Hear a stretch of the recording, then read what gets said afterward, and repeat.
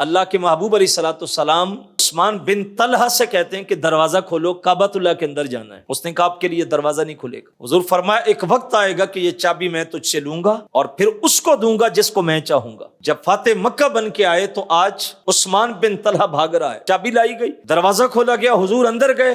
جب باہر نکلے تو پھر چابی پکڑ کے کہا جانتے ہو یہ چابی آج محمد کس کو دے گا؟ کتنے لوگ تھے جو اس سعادت کو اپنے حصے میں لینے کے لیے تڑپ رہے تھے، لیکن پھر حضور نے فرمایا عثمان بن طلحہ کہاں ہے؟ اسی کو بلایا اور فرمایا تجھے یاد ہے کہ میں نے کہا تھا کعبۃ اللہ کا دروازہ کھول، تو نے نہیں کھولا تھا، اور میں نے تجھے کہا تھا ایک وقت آئے گا چابی تجھ سے لوں گا اور اس کو دوں گا جس کو میں چاہوں گا۔